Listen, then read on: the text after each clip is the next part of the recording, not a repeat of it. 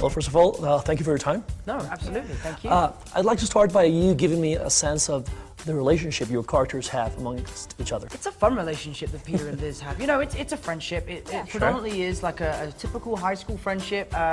Liz is 2 years older than Peter. Yeah, Liz is a senior, Peter's a sophomore. Their friendship turns into like a little spark. There's something there. There's a little spark in the Little spark.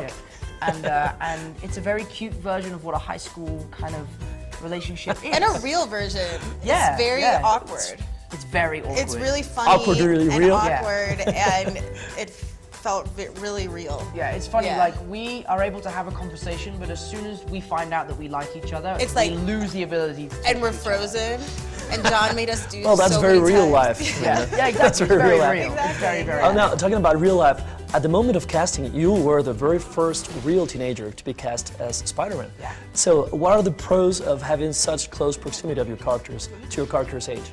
You know, I can relate to him, you know, because it was only felt like yesterday that I was asking a girl out and she said no, you know, like it's like it wasn't that long ago that happened.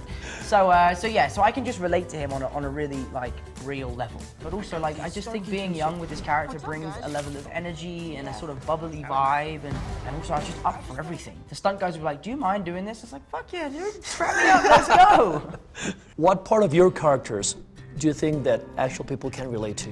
At least personally for me, she's like the type of person that I want to see as a female lead in a movie. You know, I think that it's so easy for people to fall in the trap of like, oh, let's just cast like the pretty kind of ditzy like cheerleader girl, make her look hot. Like, no, Liz is really smart and driven, I think grounded, and has a lot of respect for the people around her, and in turn they have that for her. Cool. So I think she's like a good role model for girls. How about Peter Parker's Spidey? There's so many ways to relate with Peter Parker. I think the most important message from him, you know, to kids is that even a superhero goes through everyday problems, you know. It's hard to sympathize with Tony Stark or Thor because, you know, Thor's a god and Tony Yeah, of Stark's course, a billionaire. multi-billionaire. Like, what are you complaining about, God. man? You got $1 billion in the bank. Yeah. But for Peter Parker, like, he can't afford to go on the bus in the morning, and he is struggling with his chemistry homework and struggling talking to girls, and everyone goes through that.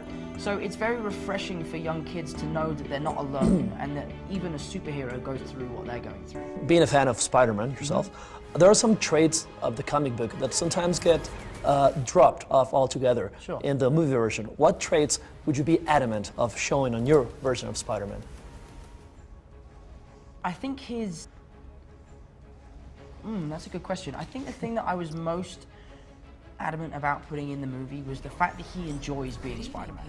You know, I think if you gave a 15-year-old the powers that Spider-Man has, they would have the time of their lives. I mean, even I today have like superhero dreams all the time. Like I wake up like, oh, that was so cool. Oh, it was just a dream, you know? So I think he would have the best time, and our movie is really about driving home that Peter's enjoying being Spider-Man, and it's only until later in the movie that he realizes the responsibilities that have been, you know, bestowed upon him. And A few years back, he said in an interview that he would love to play Spider-Man, and now he's our new Spider-Man. I'd like to give you that chance for anyone who might be watching or listening right now.